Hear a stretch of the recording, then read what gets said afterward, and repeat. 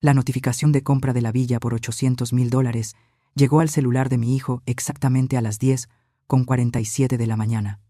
Para el mediodía, mi teléfono ya zumbaba como un avispón enfurecido, y para la tarde, yo era la mujer más popular de todo Jalisco, y solo hizo falta destruir las expectativas financieras de mi familia para lograrlo. Si estás viendo esto, suscríbete y cuéntame desde dónde estás viendo. Déjame pintarte la escena. 3 días atrás fue 15 de marzo, mi cumpleaños número 64, el mismo día que ha sido durante 64 años. Pero según mi hijo Bruno y su adorada esposa Sara, de alguna manera, se les pasó otra vez este año. Qué coincidencia que haya caído justo durante su escapada anual de primavera con la mamá de Sara, Patricia Wells, cuyo cumpleaños convenientemente es el 12 de marzo. Ahora, no soy tonta, descifré este bailecito hace como 5 años. Pero este año, en vez de aplicar mi rutina habitual de indirectas y culpas disfrazadas, decidí intentar algo diferente. No dije absolutamente nada. No mencioné mi cumpleaños ni una sola vez. No mandé esos mensajitos patéticos para recordarles que tenía el fin de semana libre. Solo sonreí y les hice adiós cuando empacaron sus maletas para su fin de semana de spa en Valle de Bravo. En cuanto su coche desapareció al final de mi calle, llamé a mi agente inmobiliaria, Jennifer. Búscame la propiedad frente al agua más hermosa que encuentres en 80 kilómetros a la redonda. El dinero no es problema. Ella pensó que estaba bromeando. 4 horas después, cuando estábamos paradas en el vestíbulo de mármol de una villa contemporánea impresionante con vista al Océano Pacífico, se dio cuenta de que yo hablaba completamente en serio. El lugar tenía todo. Ventanales de piso a techo, una cocina gourmet que probablemente costó más que el coche de la mayoría de la gente, una recámara principal con chimenea y una terraza que te hacía sentir como si flotaras sobre el agua. Son $800,000, señora Silvia Montoya, dijo Jennifer con cautela, como si me estuviera dando malas noticias. Me la quedo. ¿No quiere pensarlo? ¿Tal vez comentarlo con su familia? Casi solté la carcajada. ¿Cuándo fue la última vez que mi familia comentó algo conmigo? Jennifer, tengo 64 años y he estado pensando durante la mayoría de ellos. Transfiere los fondos mañana. Eso fue el martes. Para el miércoles por la tarde, la escritura ya estaba a mi nombre. Para el jueves en la mañana, estaba subiendo fotos a todas las redes sociales, cuyo password todavía recordaba. La sala con vista al mar. La isla de la cocina donde preparé una pequeña celebración para una sola persona. La terraza donde disfruté mi primera cena de cumpleaños en décadas, con champaña y comida para llevar del restaurante más caro de la zona. El pie de foto era simple. Celebración de cumpleaños en mi nuevo hogar.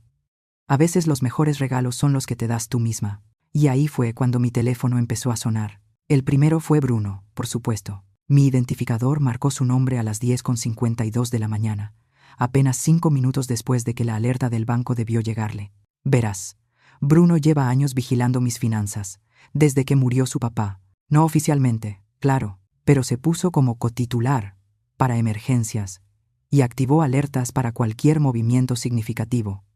Era su manera de vigilar a mamá, asegurándose de que no tomara decisiones insensatas con mi dinero. Qué detallista, ¿no? Dejé que la llamada se fuera a buzón. La segunda fue de Sara, a las 11:15. Luego la mismísima Patricia Wells a las 11:43. Luego Bruno otra vez a las 12:02, 12:18 y 12:35. Para las 2 de la tarde, tenía 17 llamadas perdidas y mensajes que iban desde preocupación hasta confusión y pánico apenas controlado. Mi favorito vino de Sara. Mamá Thompson, estamos preocupados por usted. Esto no es propio de usted. Por favor, llámenos para saber que está bien. ¿Que no es propio de mí? Señora, no tiene ni la menor idea de quién soy. Solo ha tratado con la versión de mí, que se dobla para acomodar la conveniencia de todos los demás. Hoy están conociendo a Silvia Montoya, propietaria y mujer de recursos propios. Pasé la tarde desempacando las pocas cajas que había traído de mi antigua casa. Objetos personales, principalmente álbumes de fotos, la vajilla de mi abuela, la colcha que mi mamá hizo para mi boda. Mientras acomodaba mi nueva vida a mi alrededor, no podía evitar sonreír cada vez que sonaba el teléfono. 23. Llamadas perdidas para la hora de la cena. Los mensajes se estaban volviendo cada vez más desesperados. Pero esto es lo que ellos todavía no sabían. Lo que ninguno se había molestado en preguntar en los 5 años desde que papá murió. La herencia de la tía Elena, dulce tía Elena, soltera, que vivía tranquilamente en su casona de ladrillo en Monterrey y coleccionaba joyería antigua. La misma tía Elena que Bruno y Sara habían visto exactamente 2 veces en todos sus años de matrimonio, y a cuyo funeral ni siquiera se dignaron asistir el pasado septiembre. Tía Elena, quien dejó toda su herencia a su querida sobrina Silvia, la única familiar que se tomó el tiempo de visitarla. $1.200.000. Para ser exactos, después de impuestos y gastos, me quedé con suficiente dinero para hacer exactamente lo que yo quisiera por primera vez en mi vida adulta. Y lo que yo quería era dejar de ser invisible en mi propia familia.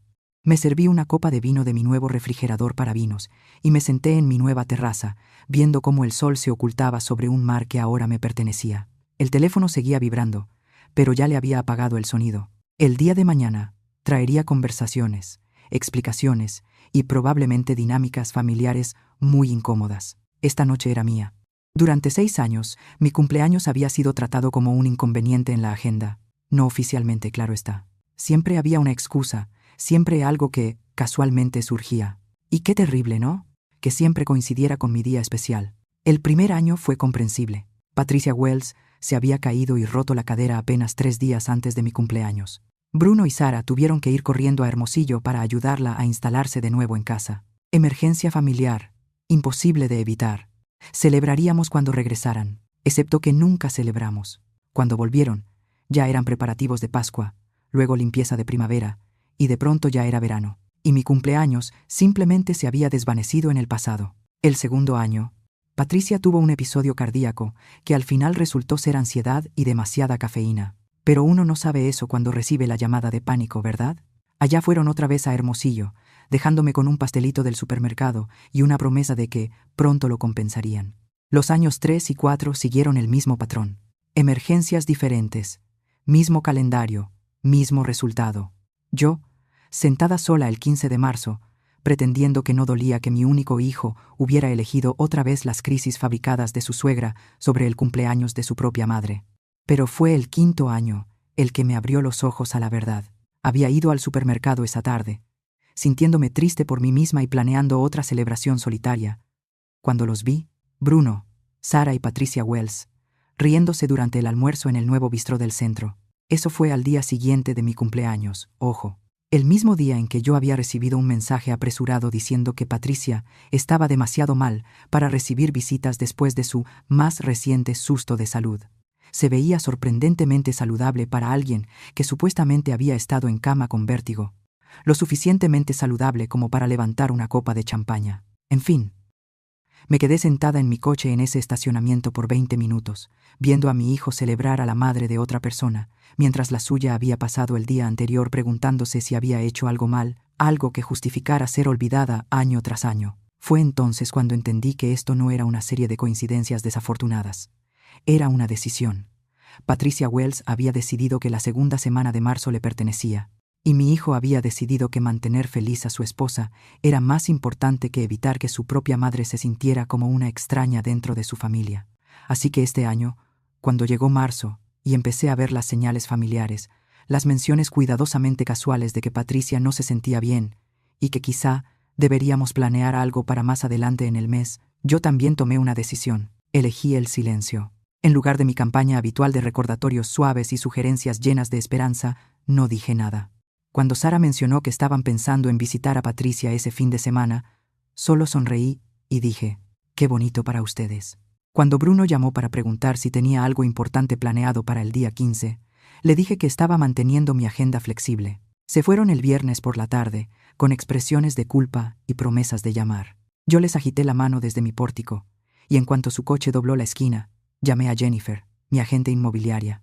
Ahora, sentada en mi nueva villa con los pies sobre muebles que jamás habían visto el interior de una reunión familiar a la que yo no hubiera sido invitada, no pude evitar apreciar la ironía. Me habían entrenado tan bien para ser invisible que se olvidaron de prestar atención cuando realmente desaparecí.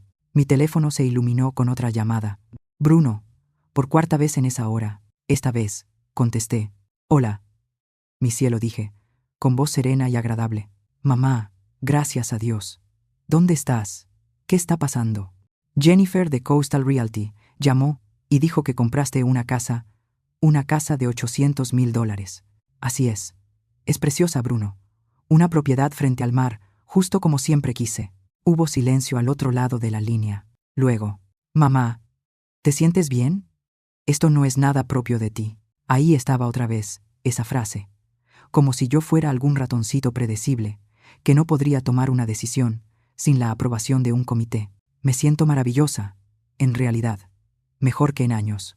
¿Cómo va la celebración del cumpleaños de Patricia? Otra pausa. Está bien, pero mamá, tenemos que hablar de esta compra de la casa. Es una decisión financiera muy importante. Debiste consultarlo con nosotros primero. ¿Debería? ¿Por qué? Porque no estás pensando con claridad. Una no compra una casa de $800,000 por impulso. Caminé hacia mis nuevas ventanas y miré hacia el agua. Un velero deslizaba lentamente, sus velas blancas atrapando el sol de la tarde. ¿Y quién dice que fue un impulso? Mamá, no puedes permitirte esto. El seguro de vida de papá era cómodo, pero no 3.2 millones cómodo. ¿En qué estabas pensando? Y ahí estaba.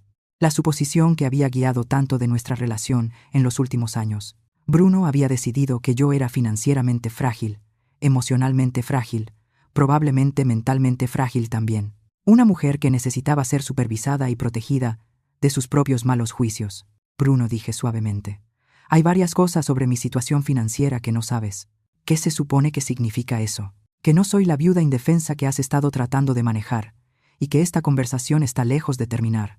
Pero ahora mismo tengo una casa nueva que disfrutar y un cumpleaños que celebrar.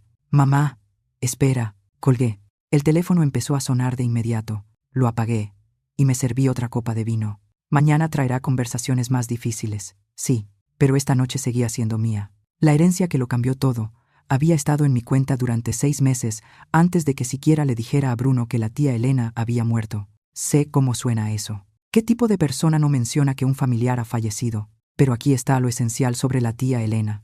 Para mi familia, prácticamente no existía. Bruno la había visto 2 veces en sus 38 años. Sara le había dado la mano en nuestra boda y olvidado su nombre inmediatamente. Cuando la mencionaba en conversación, recibía asentimientos educados y miradas vacías. Elena era la hermana de mi padre, una mujer que eligió la carrera antes que el matrimonio cuando eso todavía era considerado escandaloso. Había trabajado de secretaria hasta convertirse en vicepresidenta en una aseguradora de Monterrey. Compró su casona de ladrillo en los años 80, cuando en San Pedro Garza García todavía era accesible, y pasó 40 años haciendo inversiones silenciosas e inteligentes. Yo era la única familiar que la visitaba con regularidad. Cada 2 meses manejaba hasta Monterrey y pasábamos el fin de semana juntas. Íbamos a museos, probábamos restaurantes nuevos, caminábamos por el jardín público. Ella me contaba sobre sus viajes, su colección de arte, su relación complicada con nuestro padre, quien nunca le perdonó realmente que se negara a sentar cabeza como se esperaba de una mujer. Elena era aguda, divertida y completamente sin disculpas por vivir la vida en sus propios términos. Todo lo contrario de lo que me enseñaron que una mujer debía ser. Cuando le diagnosticaron cáncer de páncreas el mayo pasado, yo fui quien se sentó con ella en las citas de quimioterapia, quien la ayudó a poner sus asuntos en orden cuando quedó claro que los tratamientos no estaban funcionando. La que sostuvo su mano cuando murió un martes por la mañana, tranquilo, en septiembre. Bruno y Sara enviaron flores al funeral. Estaban en un fin de semana de cata de vinos en Napa y no podían cambiar sus planes. Después del servicio, el abogado de Elena, Marco Rivas, me pidió que me quedara. Silvia, tu tía dejó instrucciones muy específicas sobre su patrimonio, dijo, entregándome un sobresellado. Quería que leyeras esto en privado. Dentro había una carta con la caligrafía precisa de Elena. Queridísima Silvia, si estás leyendo esto, significa que ya me fui, y seguramente estás sentada en la oficina de Marco, tratando de no llorar frente a un desconocido. Detente. Viví exactamente la vida que quise, y no me arrepiento de nada. Lo que necesitas saber es esto. Te he dejado todo. La casa, las inversiones, la colección de arte, todo. No porque seas mi única pariente viva, sino porque eres la única que alguna vez me vio como una persona, y no como una obligación o una vergüenza. He observado la dinámica de tu familia durante años, y necesito que entiendas algo. Ese hijo tuyo te ama, pero ha sido programado por esa esposa suya y por su madre para verte como una carga que debe ser manejada, no como una mujer que merece respeto. Le han hecho creer que eres frágil, que necesitas su protección, que no puedes ser confiada para tomar tus propias decisiones. Es una forma sutil de control, y la he visto destruir a demasiadas mujeres de nuestra edad. Te hacen dudar de tu propio juicio. Luego llegan a ayudar, tomando el control de tu vida poco a poco. No les permitas hacerlo contigo, Silvia. Eres más fuerte y más inteligente de lo que ellos te han dejado ser. Usa esta herencia para recordar quién eras antes de convertirte en la madre de alguien, la esposa de alguien, la responsabilidad de alguien. Vive con valentía. Haz que recuerden que no eres solo la madre envejecida de Bruno. Eres Silvia Montoya y mereces algo mejor que ser una nota al margen en tu propia familia. Los números que Marco me mostró después eran abrumadores. La casa de Elena valía $350,000. Fue valuada en $250,000. La colección de arte que había reunido durante décadas fue valuada en $1,3 millones. Después de impuestos y tarifas del patrimonio, estaba heredando un poco más de $1,200,000. Me quedé sentada en la oficina de Marco durante una hora, mirando los documentos y pensando en la carta de Elena. Tenía razón sobre Bruno y Sara. En los últimos años, se habían colocado en la posición de mis cuidadores, tomando decisiones sobre lo que era mejor para mamá, sin preguntarme jamás lo que yo realmente quería. Cuando papá murió, Bruno insistió inmediatamente en convertirse en cotitular de mi cuenta para emergencias. Me convenció de cambiarme a un plan de celular más simple, porque el teléfono inteligente era demasiado confuso para alguien de mi edad. Se hizo cargo de manejar mis inversiones porque la planificación financiera es complicada y estresante. Poco a poco dejé de tomar decisiones y empecé a aceptar sus sugerencias. Era más fácil que discutir, y yo me repetía que lo hacían con buenas intenciones. Pero la herencia de Elena cambió todo. Por primera vez, en décadas, tenía el poder financiero para tomar decisiones sin la aprobación de nadie. La pregunta era, ¿qué quería hacer con eso? Guardé el secreto de la herencia por meses, observando el comportamiento de mi familia con nuevos ojos. Las sonrisas condescendientes cuando mencionaba querer viajar. La forma en que Sara intercambiaba miradas con Bruno cada vez que yo expresaba una opinión sobre algo más importante que los planes para cenar. La suposición eterna de que yo siempre estaría disponible para cuidar al niño, asistir a sus eventos y ajustar mi agenda para su conveniencia. Y luego llegó este marzo, con el patrón familiar de sacrificar mi cumpleaños por el último drama de Patricia Wells, y supe exactamente lo que quería hacer. Quería dejar de ser invisible. La compra de la villa fue solo el comienzo, una declaración de que Silvia Montoya ya no aceptaría un papel secundario en su propia vida.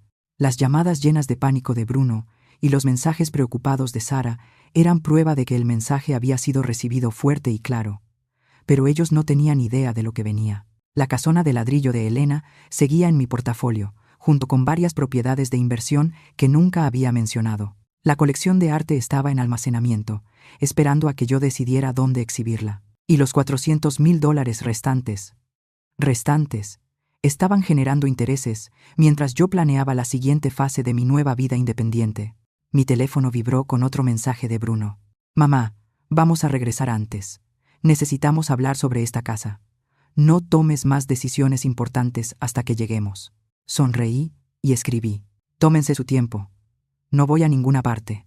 Pero no mencioné que tenía una reunión al día siguiente con un asesor financiero para hablar sobre expandir mi portafolio de propiedades. Ni que había hecho citas con 3 agencias de viajes para planear el recorrido por Europa que había soñado durante años. Algunas sorpresas valían la pena esperarlas. Bruno llegó a mi nueva villa a las 7:30 de la mañana del sábado, un día y medio antes del regreso previsto de su escapada a Hermosillo. Estaba parado en mi nuevo pórtico luciendo como un hombre que había manejado toda la noche, lo cual, por su ropa arrugada y sus ojos hinchados, probablemente había hecho. «Tenemos que hablar», dijo sin preámbulos. «Buenos días para ti también, mi cielo. Pasa. Haré café». Me siguió por el vestíbulo de mármol hasta la cocina, sus ojos moviéndose por todas partes, como si estuviera catalogando pruebas de mi supuesto colapso mental. Me ocupé de la cafetera, una máquina de acero inoxidable reluciente, que probablemente costaba más que el pago mensual de su hipoteca. «Mamá, esto es una locura.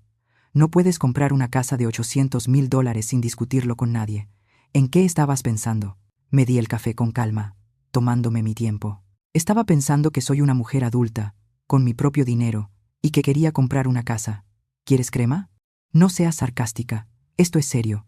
¿Tienes idea del compromiso financiero que has hecho? Solo los impuestos de la propiedad serán astronómicos. Alrededor de $32,000 al año, dije tranquilamente. Ya está presupuestado. Bruno me miró fijamente. ¿Cómo pudiste presupuestar eso? Mamá, el seguro de vida de papá fue de $150,000. Incluso con tus ahorros y el seguro social, tú no tienes este tipo de dinero. Y ahí estaba, el momento que había esperado. Mi querido hijo había estado tan ocupado administrando mis finanzas desde su perspectiva, que nunca se había molestado en averiguar cuál era realmente mi situación económica. Bruno, ¿cuándo fue la última vez que revisaste mis estados de cuenta? Revisarlos de verdad. No solo monitorear si había actividad inusual. Él hizo una pausa, claramente incómodo. Reviso si hay retiros grandes o transacciones sospechosas, para protegerte de estafas o malas decisiones. ¿Protegerme? Qué atento. Serví el café en 2 tazas y le entregué una. Lo que has estado haciendo es monitorear mis gastos sin entender mis ingresos. ¿Qué se supone que significa eso? Me senté en la isla de la cocina y le hice señas para que se sentara también. A través de los ventanales de piso a techo, el mar brillaba con el sol de la mañana. Un día perfecto para conversaciones incómodas. Significa que durante los últimos 6 meses me has estado tratando como a una adulta mayor, con ingresos fijos, que necesita ser protegida de sus propios impulsos financieros. Lo que no sabías es que heredé $1,200,000 de la tía Elena. La taza de Bruno se detuvo a medio camino hacia sus labios. ¿Qué? La tía Elena falleció en septiembre. Me dejó todo. Eso es imposible. La tía Elena era nadie. Trabajaba en una aseguradora. Fue vicepresidenta de esa aseguradora durante 20 años. Además, era dueña de bienes raíces premium en Monterrey y tenía un portafolio de inversiones muy sólido. Pero tú no lo sabrías porque nunca te tomaste el tiempo de conocerla. Bruno dejó su taza en la mesa con las manos temblorosas. ¿7 millones y no me lo dijiste? ¿Por qué debería haberlo hecho? Te pasaste los últimos 5 años convenciéndome de que yo no era capaz de tomar mis propias decisiones financieras. ¿Por qué consultaría con alguien que piensa que necesito supervisión para comprar comida? Yo nunca dije eso. No tenías que decirlo, Bruno. Me has tratado como a una niña incompetente desde que tu padre murió. Cuentas bancarias conjuntas, para que puedas revisar mis gastos. Planes de teléfono simplificados, porque la tecnología es demasiado confusa para alguien de mi edad. Administración de inversiones, porque la planificación financiera es muy estresante para mí. Su cara empezaba a ponerse roja, como cuando lo sorprendía mintiendo cuando era adolescente. Yo solo intentaba ayudar. Sara dijo que las personas mayores a veces toman malas decisiones financieras, que la familia debe intervenir antes de que gastara mi propio dinero en lo que yo quiero en lugar de lo que ustedes aprueban. Mamá, eso no es justo. Nosotros nunca hemos intentado controlar tus gastos. Me reí, y sonó más cortante de lo que pretendía. Bruno, tú, monitoreando mis cuentas y cuestionando cada compra arriba de $500, es literalmente la definición de controlar mis gastos. Nos quedamos en silencio varios minutos. Bruno miraba el mar, procesando toda esa información nueva. Yo tomé un sorbo de café y esperé. Después de 38 años de ser su madre, sabía cuándo presionar y cuándo dejar que pensara por sí mismo. Finalmente habló. ¿Por qué no me dijiste lo de la tía Elena? Porque quería ver cómo reaccionabas cuando yo tomara una decisión independiente. Y tu reacción fue exactamente lo que esperaba. Pánico, enojo, y la suposición de que yo no soy capaz de manejar mi propia vida. No estoy enojado, dijo, aunque su voz contaba otra historia. Estoy preocupado. Esta casa no eres tú, mamá. Es demasiado grande, demasiado cara, demasiado llamativa. ¿Demasiado llamativa para qué? Para una viuda mayor que debería sentirse agradecida por cualquier migaja de atención que su familia decida darle. No es lo que quise decir. ¿Ah, no? ¿Cuándo fue la última vez que me preguntaste qué quería yo, Bruno? ¿Qué estaba soñando? ¿Qué estaba planeando para mi futuro? ¿Cuándo fue la última vez que me trataste como una persona con deseos propios en lugar de una responsabilidad que administrar? Guardó silencio mucho tiempo. Cuando finalmente me miró, había algo diferente en su expresión. No era enojo. Era algo parecido al reconocimiento. Pensé que te estaba protegiendo. ¿Protegiéndome de qué?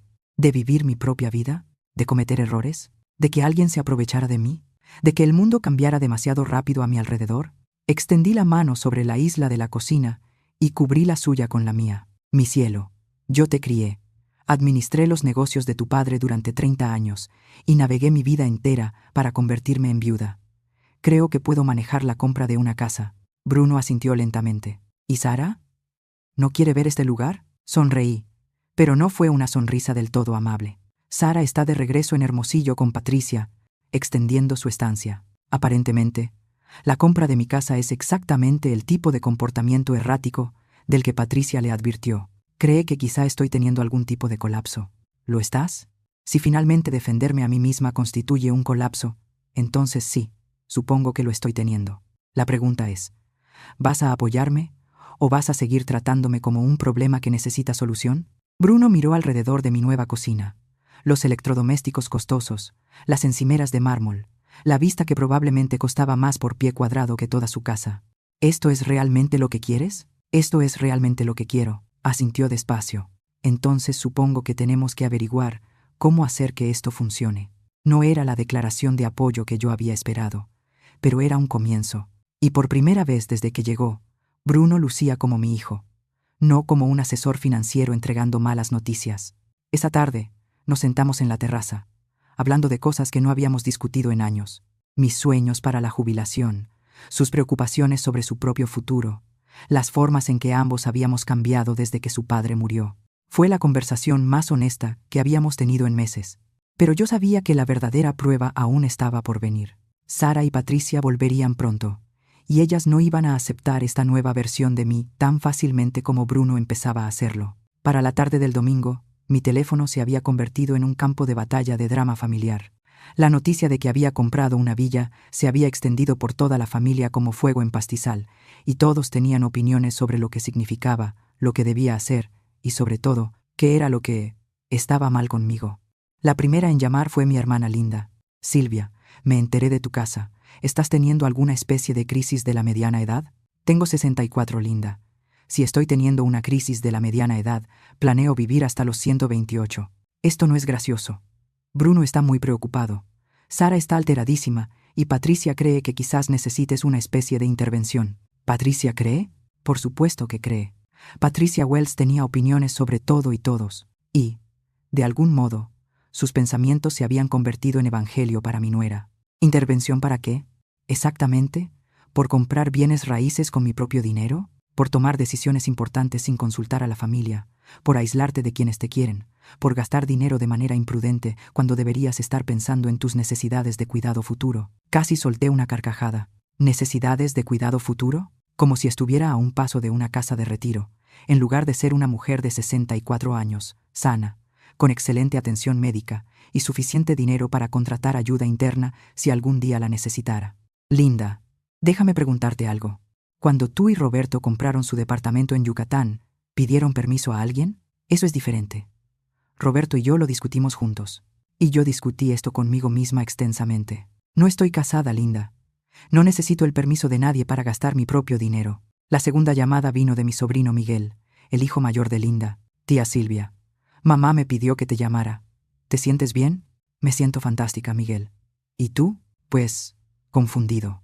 Honestamente, esto de la casa no parece algo que tú harías. Ahí estaba otra vez la frase, algo que yo haría, como si todos hubieran decidido exactamente quién Silvia Montoya tenía permitido ser, y cualquier desviación significaba inestabilidad mental. Miguel, ¿qué piensas que haría yo? ¿Qué tipo de persona crees que soy? Creo que eres práctica, conservadora, alguien que piensa todo con cuidado y no toma decisiones impulsivas. ¿Y crees que comprar esta casa fue impulsivo? Pues sí, un poco. Miré hacia mi terraza, donde había pasado la mañana leyendo y tomando café mientras veía pasar los botes en el mar. Llevo 2 años viendo propiedades frente al agua, Miguel. He planeado esta compra durante meses. Lo único impulsivo fue mi calendario. ¿Por qué ahora? ¿Por qué no esperar hasta el verano, cuando podría haber más opciones? Porque me cansé de ser olvidada en mi propio cumpleaños. Porque entendí que si esperaba la aprobación de mi familia para vivir mi vida, me moriría esperando. Porque a veces tienes que hacer algo dramático para recordarle a la gente que existes. Porque encontré la casa perfecta y podía pagarla. A veces la vida es así de simple. La tercera llamada fue la que más temía. Sara, llamando desde Hermosillo, con Patricia, sin duda, escuchando detrás de ella. Mamá Thompson, necesitamos hablar. Hola, Sara. ¿Cómo va la vacación extendida? Ya no es una vacación. Nos quedamos porque estamos preocupadas por ti. Patricia cree que la compra de esta casa podría ser una señal de deterioro cognitivo. Patricia cree, otra vez. ¿Y tú qué crees, Sara? Hubo una pausa. Creo que estás actuando muy distinta a como eres normalmente. Tal vez ese es el punto. ¿Qué se supone que significa eso? Tal vez me cansé de ser la persona que ustedes definieron. Tal vez quise ver qué pasaba si actuaba como alguien con agencia y con independencia financiera, en lugar de la madre anciana que necesita supervisión constante. Nadie te está supervisando. Bruno monitorea mis cuentas bancarias. Tú y él planean eventos familiares, sin preguntarme qué quiero. Patricia da consejos sobre mis decisiones de vida como si tuviera alguna autoridad sobre mí. Si eso no es supervisión, ¿qué es? Otra pausa. Escuché murmullos de fondo. Patricia, sin duda, diciéndole qué decir. Nos preocupa que tomes decisiones tan grandes sin pensarlas bien. Sara, soy una mujer adulta con un posgrado y 30 años de experiencia en negocios. Creo que puedo manejar la compra de una casa. Una casa de $800,000, mamá Thompson. Eso no es cualquier casa. No, no lo es. Es la casa que quería, y como podía pagarla, la compré. Así como tú y Bruno compraron su casa porque la querían y podían pagarla. Eso es diferente. Somos más jóvenes, tenemos ingresos, consultamos con asesores financieros. Yo también tengo ingresos. Bastantes, de hecho. Y también consulté con un asesor financiero. A partir de ahí, la conversación fue decayendo. Sara se puso cada vez más tensa, evidentemente frustrada, porque sus métodos habituales para manejarme ya no funcionaban. Cuando finalmente colgamos, anunció que ella y Patricia acortarían su estancia para venir a tener una conversación adecuada sobre mi situación de vivienda. La cuarta llamada vino de Bruno, claramente informado por Sara. Mamá, creo que necesitamos sentarnos como familia y hablar sobre esta situación. ¿Qué situación? La situación en la que compraste una casa que amas con dinero que ganaste.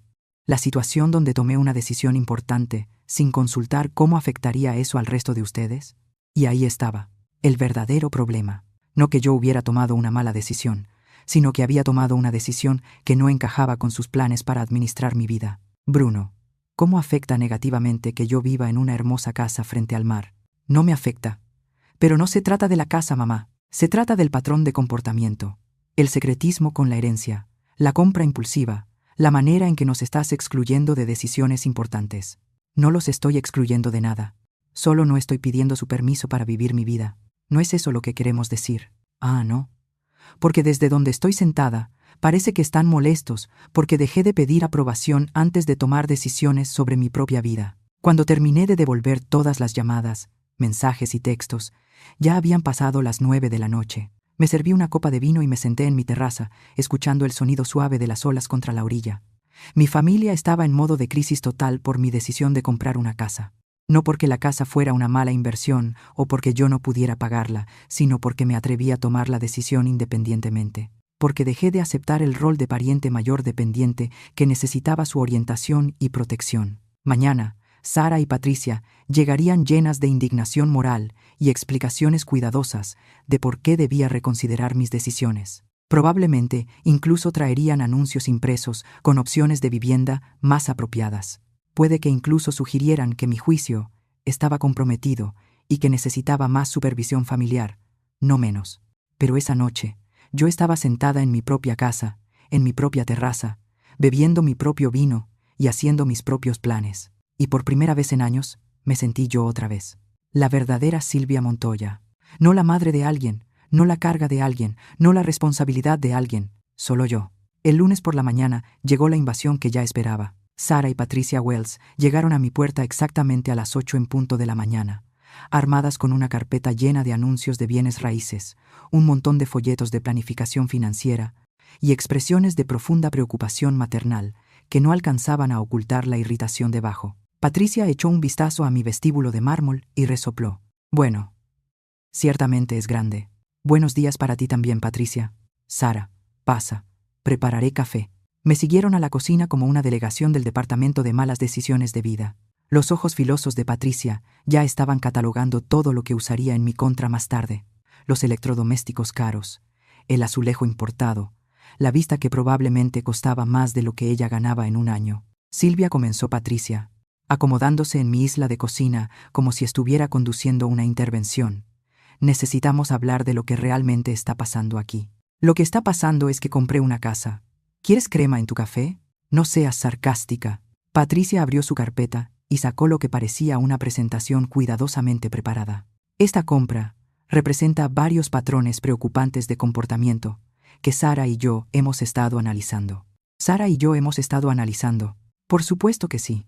Mi nuera y su madre habían estado diseccionando mi estado mental como si fuera un caso de psicología geriátrica. ¿Y qué patrones serían esos? Sara intervino, claramente ensayado. Secretismo sobre cambios financieros importantes, decisiones impulsivas, retraimiento social de actividades familiares, y ahora esta compra que, francamente, parece diseñada para demostrar algo en lugar de responder a necesidades reales de vivienda. Interesante teoría. ¿Qué exactamente creen que estoy tratando de demostrar? Patricia se inclinó hacia adelante, usando el tono que seguramente usaba con clientes difíciles en su aseguradora, que no necesitas la opinión de tu familia para decisiones importantes, que aún eres capaz de manejar transacciones financieras complejas, que no estás lista para el tipo de vivienda guiada que sería más apropiada para alguien de tu edad. ¿Vivienda guiada? Por poco, escupí el café. ¿Así le llamamos ahora a los asilos? No estamos hablando de asilos, dijo Sara rápidamente. Hablamos de vivienda apropiada para la edad, con sistemas integrados de apoyo comunitario. Miré los folletos que había esparcido por mi encimera. Sunnybrook Senior Living, Golden Years Community, Heritage Oaks Retirement Village, todos con fotos de personas canosas, jugando juegos de mesa o haciendo yoga suave. Sara, todos estos son comunidades para adultos mayores. Son comunidades activas para adultos, con excelentes amenidades y alianzas de salud, corrigió Sara. Patricia revisó varias opciones antes de venir hoy. Patricia revisó opciones. Sin consultarme, por supuesto, porque claramente, Patricia Wells ahora estaba a cargo de mis decisiones de vivienda. Qué considerada, ¿no? Ni sabía que eso era su responsabilidad. La sonrisa de Patricia se tensó. Silvia, he estado viendo cómo tu familia lucha con estas decisiones desde hace meses. Bruno está preocupado hasta el cansancio por tu juicio. Sara está agotada tratando de equilibrar sus propias responsabilidades familiares con su preocupación por tu bienestar. Algo tiene que cambiar. Tienes toda la razón. Algo sí tiene que cambiar. Ambas se animaron, claramente pensando que habían logrado algún avance. Lo que tiene que cambiar es esta suposición de que necesito ser administrada por un comité. Tengo 64 años, no 94. Tengo un posgrado, experiencia en negocios y más dinero del que la mayoría de la gente puede soñar. No necesito que Patricia Wells investigue mis opciones de vivienda. La fachada de preocupación materna de Patricia se resquebrajó ligeramente. Alguien necesita darte perspectiva sobre estas decisiones. Obviamente, no estás pensando con claridad. ¿Porque compré una casa que tú no habrías elegido para mí? ¿Porque compraste una casa que cuesta más de lo que la mayoría de la gente gana en toda su vida, sin discutirlo con nadie que se preocupa por ti? Lo discutí con la persona cuya opinión importa más. Conmigo. Sara intentó un enfoque distinto, su voz más suave ahora. Mamá Thompson, no estamos tratando de controlarte, estamos tratando de apoyarte, pero estos cambios recientes son preocupantes. El secreto sobre la herencia de la tía Elena, la compra de esta casa, la forma en que te has distanciado de las actividades familiares. ¿Distanciarme de actividades familiares? Sara, ¿cuándo fue la última vez que me invitaron a una actividad familiar que no estuviera construida alrededor de la conveniencia de ustedes? Te invitamos a todo. Me invitan después de planearlo, en horarios que funcionan para ustedes, con actividades que ustedes eligen. ¿Cuándo fue la última vez que alguien preguntó qué quería yo hacer o a dónde quería ir? Ninguna respondió. Déjenme ahorrarles tiempo con su investigación, Patricia. No voy a mudarme a una comunidad para adultos mayores. No voy a aceptar supervisión sobre mis decisiones financieras. Y no voy a fingir que esta conversación trata sobre mi bienestar, cuando en realidad trata sobre su incomodidad con mi independencia. La pretensión de preocupación de Patricia finalmente cayó por completo. Tu independencia, Silvia, está siendo egoísta e irresponsable. Tienes familiares que dependen de ti, que han construido sus vidas alrededor de ciertas expectativas. ¿Qué expectativas? Que seas una presencia razonable y confiable en sus vidas, que tomes decisiones que consideren sus necesidades y sentimientos, que actúes como la adulta madura que necesitan que seas en lugar de una adolescente rebelde comprando autos deportivos y haciéndose tatuajes. Casi me reí de imaginarme como una adolescente rebelde. Patricia, compré una casa con mi propio dinero. ¿Cómo exactamente afecta eso tus necesidades y sentimientos? Afecta nuestra capacidad de planear el futuro, de saber que estás instalada de forma segura y no tomando decisiones impulsivas que podrían impactar a todos. Y ahí estaba, el verdadero problema.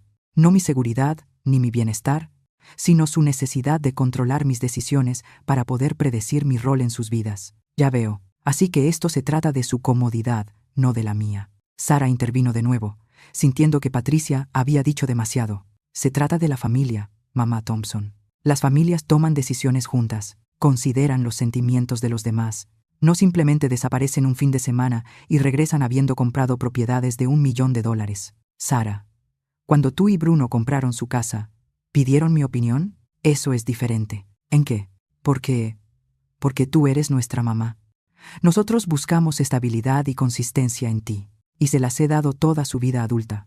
Pero estabilidad no significa que yo jamás cambie. Y la consistencia no significa que yo nunca crezca. No soy un mueble, Sara. Soy una persona con mis propios sueños y metas. Nos quedamos en un silencio incómodo durante varios minutos. Finalmente, Patricia recogió sus folletos y se puso de pie. Bueno, Silvia, veo que estás decidida a cometer este error. Pero cuando esta casa sea demasiado para ti, cuando la soledad te afecte, cuando te des cuenta de que independencia no es lo mismo que felicidad, no esperes que la familia venga a recoger los pedazos.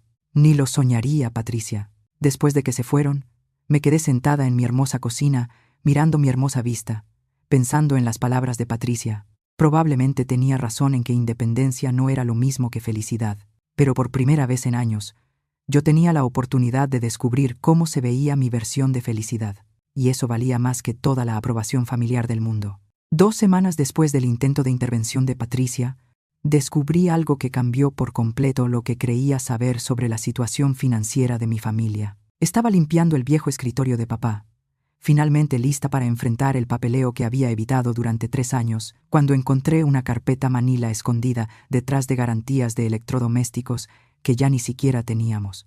La pestaña decía Bruno Privado, escrita con la letra cuidadosa de mi difunto esposo. Adentro había estados de cuenta bancarios, solicitudes de préstamos y correspondencia que mostraban un retrato muy distinto de la estabilidad financiera de mi hijo, de lo que él me había hecho creer. Bruno debía $20,000 en deudas de tarjeta de crédito. Su hipoteca llevaba 3 meses de retraso. Y lo más impactante de todo, había sacado una segunda hipoteca usando mi nombre como cofirmante, falsificando mi firma en documentos fechados apenas 2 meses después del funeral de su padre. Me senté en la vieja silla de papá, mirando la evidencia del engaño de mi hijo, sintiendo como si estuviera viendo la vida de un desconocido. El Bruno que yo conocía era responsable, cuidadoso con el dinero, alguien que había heredado la prudencia financiera de su padre. Este Bruno era desesperado, imprudente y aparentemente dispuesto a cometer fraude para resolver sus problemas. Pero lo peor no era el dinero, eran las fechas.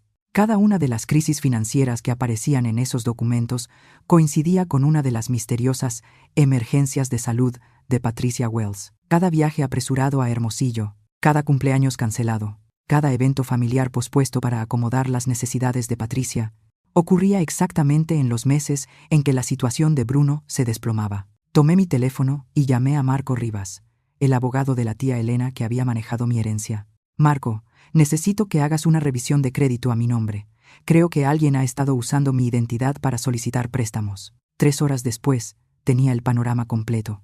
No solo Bruno había falsificado mi firma para la segunda hipoteca, sino que también había solicitado 2 tarjetas de crédito a mi nombre y había obtenido un préstamo personal usando mi número de seguro social. Mi puntaje crediticio, que llevaba años sin revisar, había pasado de excelente a apenas aceptable. El timbre sonó justo cuando estaba revisando el informe crediticio. A través de la ventana vi un BMW plateado en mi entrada, el auto de Sara. Ella estaba en mi pórtico, nerviosa, sosteniendo una bolsita de regalo. Mamá Thompson, espero no estar interrumpiendo. Te traje algo de Hermosillo, una ofrenda de paz. La dejé entrar, intrigada por este repentino cambio de táctica. Me entregó la bolsa con una sonrisa incómoda. Adentro había una esfera de nieve con una posada encantadora de Hermosillo y una tarjeta que decía, pensando en ti. Patricia. Patricia le pidió que me lo diera. Sentía remordimiento por cómo habían terminado las cosas el otro día. Qué atenta, Patricia. Puse la esfera de nieve sobre la mesa del recibidor. ¿Quieres café? En realidad, esperaba que pudiéramos hablar sobre la situación de la casa, pero también sobre otras cosas. Nos acomodamos en la sala. Sara se sentó al borde de mi nuevo sofá, como si estuviera lista para salir corriendo. Mamá Thompson, te debo una disculpa. Patricia y yo... Quizá exageramos con lo de la casa. Quizá exageraron. Vaya eufemismo. Es solo que Bruno ha estado muy estresado últimamente. Y cuando compraste esta casa sin decirle nada, él, pues, se vino abajo. ¿Estresado por qué? La expresión cuidadosamente compuesta de Sara titubeó. Cosas del trabajo. Presiones normales. Ya sabes cómo es con el dinero. Sí, yo sabía cómo era con el dinero. Aparentemente mejor de lo que pensaba. Sara, ¿desde cuándo sabes sobre los problemas financieros de Bruno? El color desapareció de su rostro. ¿Qué problemas financieros? Las deudas de tarjeta, los atrasos en la hipoteca, los préstamos que ha sacado usando mi nombre sin mi permiso. Yo no sé de qué hablas, pero su expresión decía otra cosa. Sara sabía exactamente de qué estaba hablando. Las firmas falsificadas, Sara, el robo de identidad. El hecho de que cada una de las emergencias de salud de Patricia coincide con un momento en que Bruno necesitaba evitar hablar de dinero. La compostura de Sara se derrumbó por completo. Él no quiso que esto llegara tan lejos. Empezó pequeño. Solo una tarjeta de crédito para pasar un mal momento. Luego Patricia sí se enfermó. ¿Y las cuentas médicas? ¿Qué cuentas médicas? Patricia tiene excelente seguro. No para los tratamientos que necesitaba, las terapias experimentales, los especialistas privados.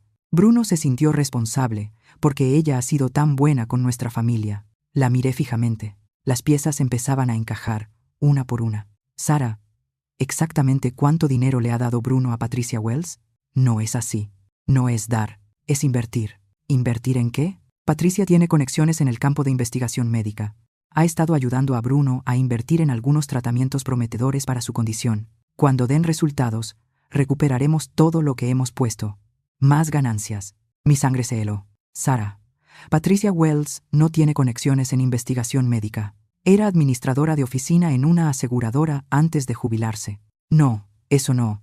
Ella tiene amigos que trabajan en desarrollo farmacéutico. Nos ha mostrado los estudios, los retornos proyectados. Les ha mostrado documentos falsos para convencer a Bruno de darle dinero. Dinero que él no tiene. Dinero que ha robado de mí para dárselo. Sara se puso de pie de golpe. Eso no es verdad. Patricia nunca. Ella ha sido como una madre para mí. Una madre que te ha convencido de permitir que tu esposo cometa delitos financieros. Sara, Bruno ha cometido robo de identidad. Ha falsificado documentos legales. Ha arruinado mi historial crediticio para financiar el estilo de vida de Patricia. No, eso no. Patricia no haría eso. Ella se preocupa por nuestra familia. Patricia Wells ha estado drenando sistemáticamente los recursos de tu familia durante años, mientras se posiciona como su salvadora. Cada emergencia, cada crisis, cada necesidad desesperada de fondos, todo cuidadosamente orquestado. Sara retrocedió hacia la puerta. Tengo que irme. Esta conversación... No estás pensando con claridad. El estrés de la mudanza, el aislamiento de la familia. Sara, espera. Pero ya se había ido, dejando atrás la esfera de nieve, y una certeza cada vez más pesada. Los problemas de mi familia eran mucho más profundos de lo que jamás imaginé. Tomé mi teléfono y llamé otra vez a Marco Rivas. Marco, necesito que investigues a alguien por mí. Patricia Wells, aproximadamente 70 años, último domicilio conocido en Hermosillo. Quiero saber todo sobre su historial financiero, sus conexiones familiares y cualquier problema legal en su pasado. ¿Puedo preguntar por qué? Porque creo que ha estado operando un fraude de largo plazo contra mi familia y que mi hijo ha estado robándome para financiarlo. 2 horas después, Marco llamó con información que me revolvió el estómago. Patricia Wells no era Patricia Wells en absoluto. Patricia Wells era en realidad Patricia Warren y tenía un historial criminal que abarcaba 3 estados y 20 años. La investigación de Marco reveló un patrón tan impresionante como aterrador. Patricia había estado apuntando a familias con padres mayores y recursos financieros desde principios de los 2000. Su método siempre era el mismo: hacerse amiga de una mujer más joven con dinero familiar, posicionarse poco a poco como una figura materna indispensable, y luego crear crisis médicas o financieras constantes que requerían inversiones o préstamos cada vez más grandes. La han arrestado 2 veces, me dijo Marco por teléfono. Una vez en Yucatán, en el 2018, por fraude a personas mayores, y otra en Chihuahua, en el 2015 por fraude de seguros. Ambos casos fueron desestimados por falta de pruebas o por acuerdos. ¿Y su relación con Sara y Bruno? ¿Desde cuándo? Con base en los registros financieros que me diste, el primer préstamo que tu hijo obtuvo fue en septiembre del 2019. Ese también fue el mes en que apareció la primera emergencia médica de Patricia Wells en su calendario familiar. 4 años. Patricia había estado destruyendo sistemáticamente la vida financiera de mi hijo durante 4 años. Y yo había estado tan ocupada sintiéndome lastimada por cumpleaños olvidados que lo pasé por alto por completo. Marco, necesito saber cuánto dinero total le ha dado Bruno. Según los documentos de préstamo y los estados de cuenta, aproximadamente $80,000. Pero Silvia, hay algo más que debes saber. El corazón se me fue al piso. ¿Qué? Patricia Warren no trabaja sola. Tiene un socio. Alguien que la ayuda a identificar y estudiar a las familias objetivo. Alguien con acceso a información personal y dinámica familiar. ¿Quién? Aún estoy investigándolo. Pero quien sea le ha estado proporcionando información detallada sobre la situación financiera de tu familia, tu personalidad, tu relación con Bruno y Sara. Esto no fue un ataque al azar. Fue cuidadosamente planeado. Después de colgar, me senté en mi hermosa sala, mirando el agua, tratando de procesar lo que acababa de descubrir. Mi hijo era una víctima, no un villano. Había sido manipulado por una estafadora profesional, que pasó años posicionándose como un miembro confiable de la familia. Pero eso no justificaba el robo de identidad, los documentos falsificados, las mentiras. La verdadera pregunta era, ¿quién estaba ayudando a Patricia a acceder a nuestra información privada? Mi teléfono sonó. El nombre de Bruno apareció en la pantalla. Mamá, necesito hablar contigo. ¿Puedes venir? Es importante. ¿Qué pasa? No puedo explicarlo por teléfono. Por favor, solo ven, y no traigas a nadie. 20 minutos después, estaba en la sala de Bruno y Sara, mirando la cara agotada de mi hijo y preguntándome cómo no había visto antes el nivel de su angustia. Mamá, dijo él, la voz quebrada, tengo que decirte algo, y me vas a odiar. Inténtalo. He estado tomando dinero de tus cuentas, falsificando tu firma en documentos de préstamo, usando tu crédito sin permiso. Me dejé caer pesadamente en su sofá. ¿Cuánto, Bruno? Todo. La hipoteca, las tarjetas, los préstamos personales. Como $80,000 en total. ¿Por qué? Él se desplomó en su silla, enterrando la cara entre las manos. Patricia necesitaba ayuda para sus tratamientos, terapias experimentales que su seguro no cubría. Ella me enseñó los estudios, los resultados proyectados. Se suponía que sería temporal, solo hasta que las apelaciones de su seguro se resolvieran. Bruno. Patricia Wells no es quien dice ser. Él levantó la mirada, confundido. ¿Cómo que no? ¿De qué hablas? Le conté todo lo que Marco había descubierto. La identidad falsa, el historial criminal, el patrón de manipular familias como la nuestra. El rostro de Bruno se fue poniendo más pálido con cada revelación. Eso es imposible. Patricia ha sido parte de nuestra familia por años. Ella nos presentó a Sara y a mí. Es quien animó a Sara a hacer su posgrado. Ha estado en cada cumpleaños, cada Navidad. Ella te presentó a Sara en una conferencia para asesores financieros, le recordé. Sara estaba ahí representando a su empresa y Patricia los presentó porque, según ella, harían buena pareja. Las piezas encajaron de golpe. Un clic horrible y frío en el estómago. Bruno, ¿qué tipo de conferencia era? Planificación patrimonial y servicios financieros para adultos mayores. Patricia dijo que estaba ahí como consultora. ¿Conociste a Sara antes o después del diagnóstico de tu papá? Justo antes. ¿Por qué? ¡Ay, Dios! El rostro de Bruno se puso completamente blanco. ¿Crees que Patricia escogió a nuestra familia por la enfermedad de papá? Creo que Patricia investigó a nuestra familia antes de acomodar el encuentro casual. Sabía que tu papá iba a morir. Sabía que yo heredaría dinero. Sabía que tú estarías en posición de acceder a mis finanzas cuando él faltara. Bruno se levantó de golpe y caminó hacia la ventana. Sara no sabe nada. Ella no puede saber. Ella quiere a Patricia de verdad. Confía en ella completamente. ¿O Sara está trabajando con ella? No. Bruno se giró. Mamá, no puedes pensar eso. Sara me ama. Ama nuestra vida juntos. Bruno, ¿qué tanto sabe Sara de tu situación financiera? Sabe que hemos ayudado a Patricia con gastos médicos. No sabe de los préstamos, ni de las firmas falsificadas, ni del robo de identidad. ¿No sabe? ¿O se está haciendo? Nos interrumpió el sonido del carro de Sara entrando a la cochera. Bruno se puso pálido otra vez. No le digas que hablamos de esto. Aún no. Necesito tiempo para explicarlo. Bruno, No tenemos tiempo. Patricia está operando una estafa sofisticada y Sara podría estar involucrada. Ella no es parte de eso. No puede serlo. La puerta principal se abrió y Sara entró con bolsas de compras y una sonrisa brillante que no alcanzaba sus ojos. Mamá Thompson, no sabía que estabas aquí. ¡Qué gusto! Se veía nerviosa. Más nerviosa de lo que una persona debería estar al ver a su suegra sin avisar. Hola, Sara. Bruno y yo estábamos hablando sobre las finanzas familiares. Su sonrisa vaciló. Espero que nada grave. De hecho, bastante grave. Estábamos hablando de los gastos médicos de Patricia y de cómo han afectado su presupuesto. Sara miró a Bruno, quien la observaba con una expresión que yo no lograba descifrar. Patricia ha estado pasando por un momento difícil, dijo Sara con cuidado. Solo intentamos apoyarla. Claro. Es maravilloso que hayan podido ayudarla con los tratamientos experimentales. Los tratamientos están mostrando mucho progreso, insistió Sara. Patricia dice que los doctores están muy optimistas. ¿Qué doctores exactamente? Otra mirada a Bruno. Yo no recuerdo sus nombres. Patricia maneja todas las citas y el centro de investigación donde recibe tratamiento. Está en Monterrey, creo, o tal vez en Querétaro. Patricia maneja sola casi todas sus citas. Cada respuesta era vaga, evasiva, diseñada para cerrar la conversación, no para informar.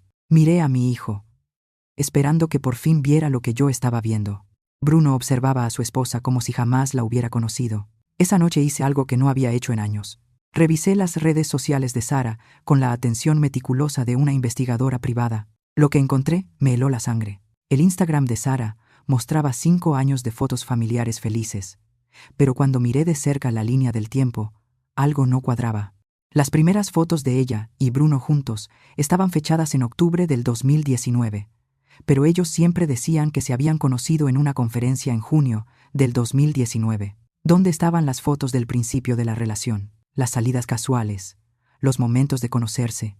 En cambio, su historia en redes comenzaba de golpe con fotos donde ya parecían una pareja establecida. Cenas familiares con Patricia muy al frente. Navidades donde Patricia era claramente el centro de atención. Fotos de la planeación de la boda, donde Patricia participaba más que las madres reales de la novia y el novio.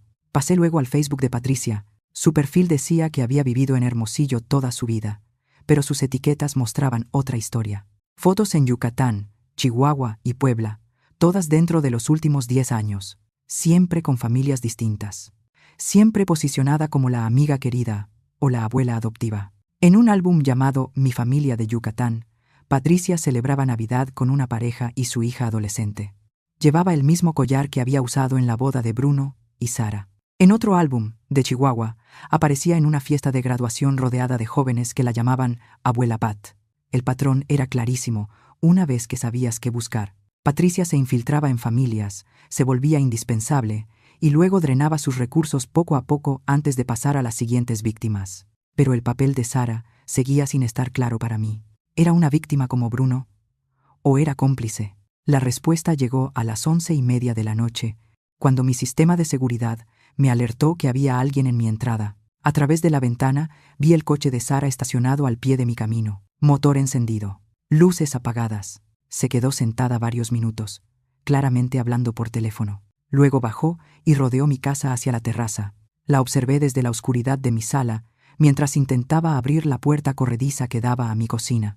Cuando no se abrió, sacó su teléfono e hizo otra llamada. Su lenguaje corporal era agitado, frustrado. Después de unos 10 minutos, regresó a su coche y se fue. A la mañana siguiente, llamé a Marco Rivas. Marco, necesito que investigues a Sara Valverde. Ese era su apellido antes de casarse con Bruno. ¿Algún motivo en particular? Creo que podría estar trabajando con Patricia Warren. Necesito saber si Sara es quien dice ser. Los resultados llegaron en cuestión de horas y confirmaron mis peores temores. Sara Valverde jamás trabajó para la empresa financiera que decía representar. El título universitario que le mostró a Bruno era falso. Su historial laboral, inventado. Incluso su edad era mentira. Tenía 38, no 32. Y lo más contundente, Sara Valverde había vivido en Chihuahua en el 2015, en la misma ciudad donde Patricia Warren había sido arrestada por fraude de seguros. Silvia, dijo Marco cuando llamó con los resultados. Creo que tu nuera es la hija de Patricia Warren. La habitación pareció inclinarse. ¿Su hija? Patricia Warren tiene una hija llamada Sarah Warren, nacida en 1985. La descripción física coincide perfectamente con tu nuera. Han estado trabajando juntas por lo menos 8 años, quizás más. Me dejé caer en el banco de mi cocina, mirando el agua, mientras mi mundo se reacomodaba alrededor de esta nueva información. Bruno no fue elegido al azar. Fue casado por 2 estafadoras profesionales que pasaron meses, quizá años, investigando a mi familia, identificando nuestras vulnerabilidades y posicionándose para maximizar su acceso a nuestros recursos. La mujer de la que él se enamoró, con la que se casó, con la que construyó una vida, era una desconocida. Peor que una desconocida, era una depredadora que había estado destruyendo su futuro financiero mientras fingía amarlo. Mi teléfono sonó. El nombre de Bruno en la pantalla. Mamá, algo está mal. Sara salió temprano esta mañana y no ha regresado. No contesta su teléfono. Encontré unos papeles en el cajón de su cómoda y creo que necesito mostrártelos. ¿Qué clase de papeles?, pregunté. Estados de cuenta bancarios de cuentas que yo no sabía que existían. Reportes de crédito con mi nombre por deudas que nunca autoricé. Y fotos, mamá. Fotos de nuestra casa, de nuestros coches, documentos de la herencia de papá. Parece que ha estado documentando todo. Bruno, no toques nada más. No muevas esos papeles. No llames a Sara. No hagas nada hasta que yo llegue. Mamá, ¿qué está pasando? ¿Qué está ocurriendo? Te lo voy a explicar cuando te vea. Pero Bruno, tienes que prepararte. Sara no es quien tú crees que es. Cuando llegué a la casa de Bruno, me recibió en la puerta luciendo como si hubiera envejecido 10 años de la noche a la mañana. En su mano llevaba una carpeta manila llena de evidencia de que Sara había estado documentando sistemáticamente nuestros bienes familiares, hábitos y vulnerabilidades durante años. Estados de cuenta, mostrando transferencias regulares a cuentas a nombre de Patricia, fotos de documentos de seguros, estados de inversión y papeles legales, incluso fotos mías en reuniones familiares, anotadas con detalles sobre mi personalidad, mi relación con Bruno y mi posible acceso a recursos familiares. Pero lo más perturbador era una carta escrita a mano, con la letra cursiva impecable de Sara. Mamá, la situación con los Thompson está funcionando mejor de lo que planeamos. Bruno confía completamente en mí y aún no tiene idea de los préstamos. Su madre es más sospechosa de lo que anticipamos, pero su reciente compra de casa sugiere que tiene activos ocultos importantes. Necesitamos acelerar la línea de tiempo antes de que empiece a hacer demasiadas preguntas. La herencia de la tía fue más grande de lo que estimamos. Si logramos acceder a esos fondos, este será nuestro golpe más grande hasta ahora. Bruno leyó la carta con las manos temblando. Cuando terminó, me miró con los ojos llenos de traición y dolor. Nunca me quiso, ¿verdad? No, cariño. No creo que haya sido amor. Todo nuestro matrimonio fue una mentira. Me temo que sí. Crumpló la carta y la lanzó contra la pared. ¿Cómo pude ser tan estúpido? ¿Cómo no vi esto? Porque eres una buena persona que confió en alguien a quien amaba. Eso no es estupidez, Bruno. Eso es ser humano. ¿Qué hacemos ahora? Ahora peleamos. A la mañana siguiente, llamé a la detective Lisa Rodríguez, de la Unidad de Delitos Financieros de la Policía Estatal de Veracruz. Detective Rodríguez, necesito reportar un esquema de fraude en curso que involucra robo de identidad, documentos falsificados y lo que creo que es un equipo de estafadoras, madre e hija. En menos de 2 horas, estaba sentada en mi sala, revisando la evidencia que Marco había reunido y los documentos que Bruno había encontrado en el cajón de Sara. Señora Montoya, dijo mientras tomaba notas, esta operación es bastante grande. El nivel de planificación y documentación sugiere que ya lo han hecho antes, probablemente varias veces. Mi abogado encontró evidencia de esquemas similares en Yucatán y Chihuahua. Coordinaremos con esas jurisdicciones. Pero primero, debo preguntar, ¿sabe dónde están Sara y Patricia ahora? Sara desapareció ayer por la mañana. Patricia, supuestamente, está en Hermosillo, pero lo dudo. La detective Rodríguez anotó algo en su tableta. Tenemos que movernos rápido. Si sospechan que fueron descubiertas, intentarán liquidar lo que puedan y desaparecer. Esa tarde, Bruno y yo fuimos al banco para congelar todas las cuentas y revertir cualquier transacción no autorizada que se pudiera comprobar como fraudulenta. El proceso se complicó porque Bruno sí había firmado algunos documentos, aunque engañado sobre su propósito. Señor Thompson, explicó el gerente, varias de estas transacciones serán difíciles de revertir porque usted las autorizó, aunque haya sido bajo falsas pretensiones. ¿Cuánto podemos recuperar?, pregunté. probablemente alrededor del 60% de los cargos fraudulentos. ¿Y el resto?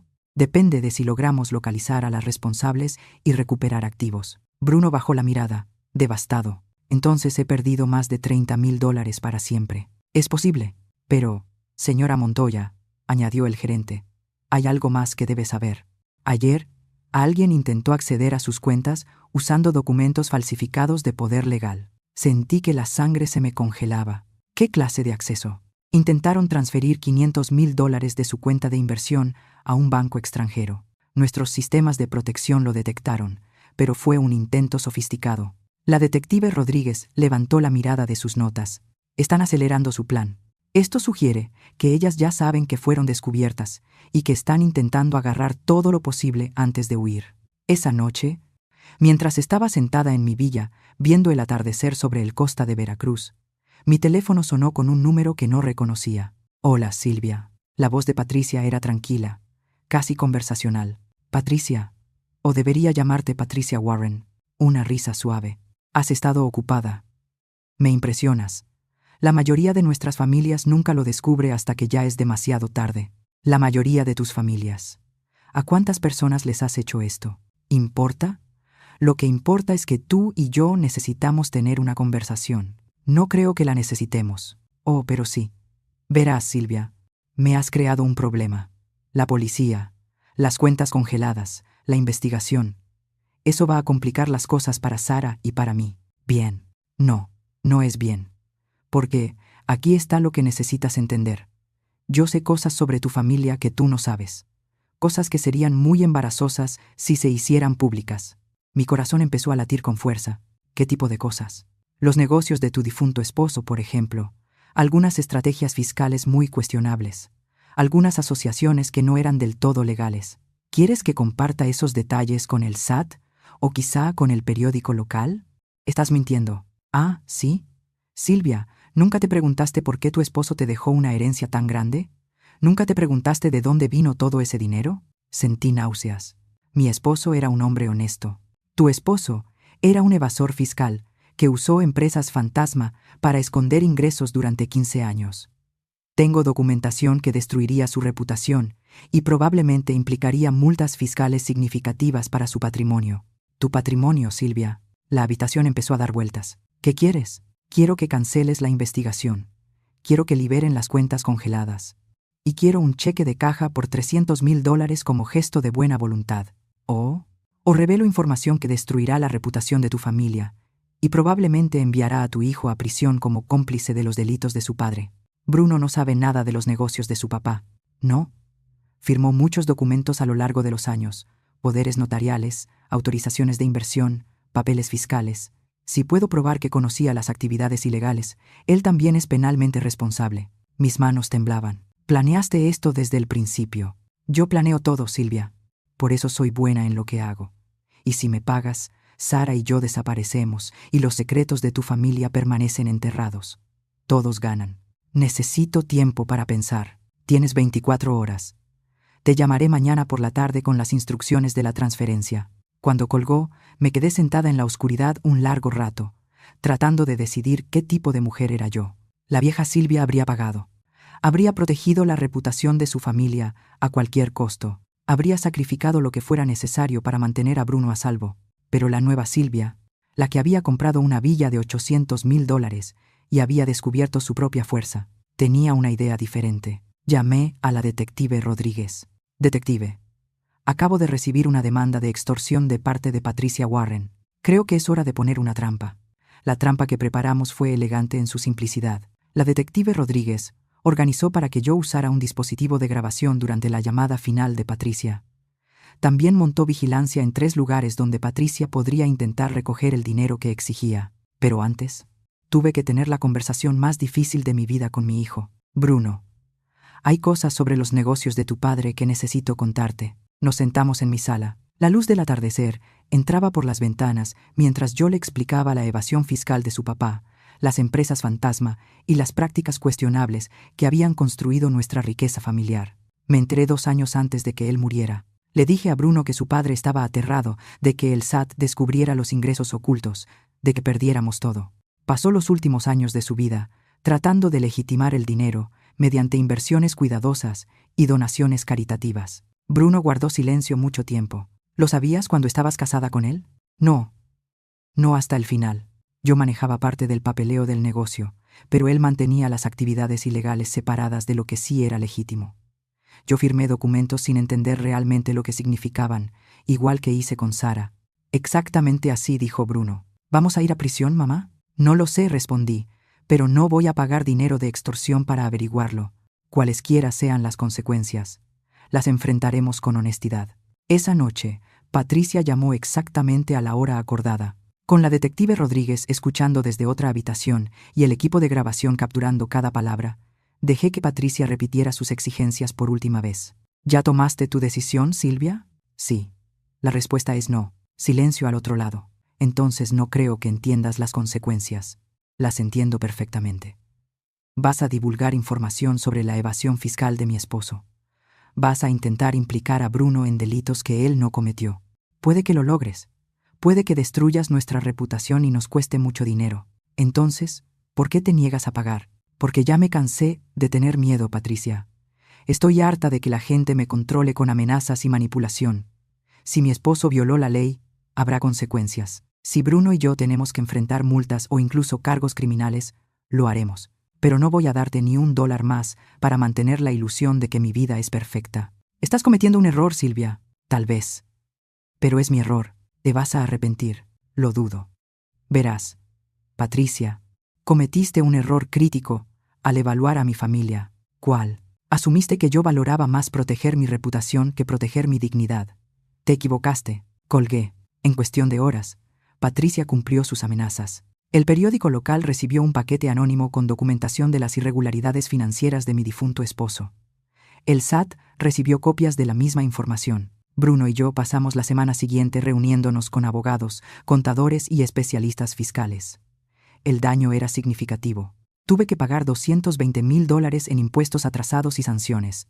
Bruno enfrentó la posibilidad de cargos criminales por firmar documentos relacionados con actividades ilegales, aunque su abogado estaba convencido de que su falta de conocimiento lo protegería. Pero algo inesperado ocurrió durante esas terribles semanas de reuniones legales y ajustes financieros. Bruno y yo nos acercamos más de lo que habíamos estado en años. Sin el peso de los secretos entre nosotros, sin la manipulación de Patricia y Sara, redescubrimos la relación que habíamos perdido después de la muerte de su padre. Perdóname.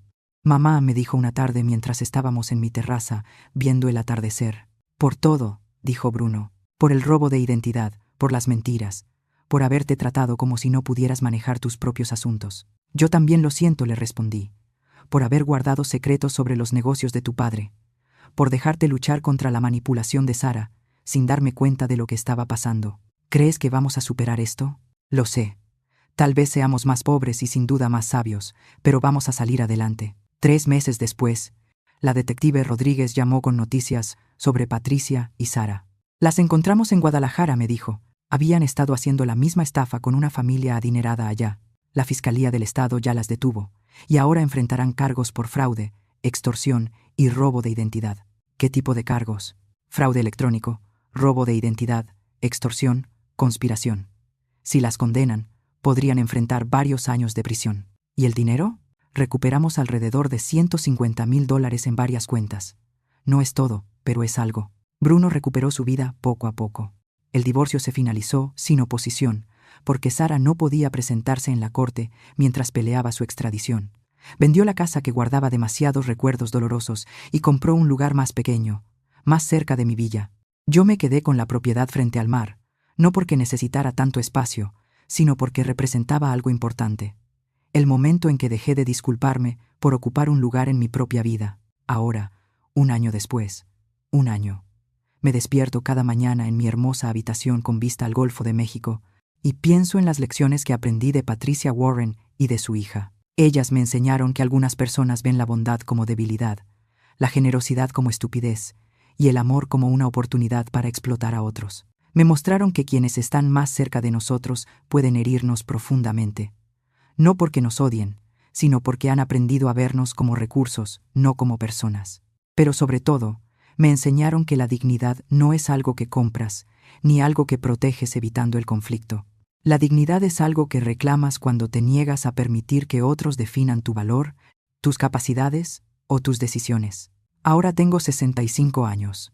Bruno me visita 2 veces por semana y estamos construyendo una relación basada en la honestidad y no en suposiciones. He empezado a viajar, a tomar clases de arte y a hacer amistades que me ven como Silvia, no como la madre de alguien, la viuda de alguien o la responsabilidad de alguien. A veces, la mejor venganza no es desquitarte. A veces, la mejor venganza es simplemente negarte a seguir siendo pequeña en un mundo que insiste en encogerte. La compra de la villa que inició todo este desastre no era realmente sobre la casa.